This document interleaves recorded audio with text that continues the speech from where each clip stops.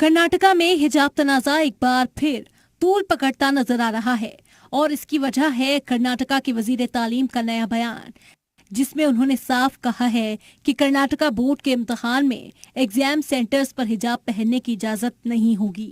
We are not running the government on the request. We run the government and we do the examination, the rules of the law, law of the land. According to the rule, we cannot allow hijab, and we are not going to allow hijab for the examination.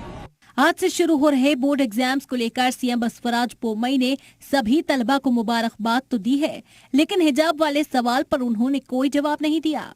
I wish all the students who are appearing PUC the very best.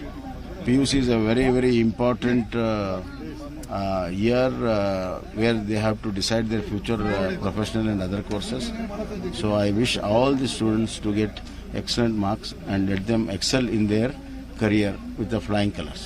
Supreme court में मुस्लिम तालिबात ने इम्तिहान का हवाला देकर मामले में जल्द समाअत की अपील की थी, जिस पर अदालत ने होली के त्योहार का हवाला देते हुए जल्द समाअत से इनकार कर दिया था।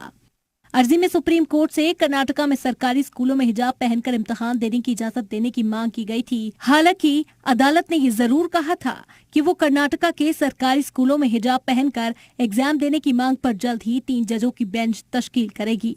ऐसे में हिजाब पहनने वाली तमाम तालिबात का ये साल भी बर्बाद होना तय हो गया है। ऐसे में बड़ा सवाल सरकार से है, जो बेटियों की तालीम को बेहतर करने का दावा तो करती है, लेकिन कर्नाटका में पिछले साल से ही हजारों तालिबात का मुस्तकबिल दांव पर लगा हुआ है। ऐसे में सवाल यही कि अगर पढ़ेंगी नहीं तो कैसे बढ़ेंगी बेटियां। ब्यूरो रिपोर्ट, जी मीडिया।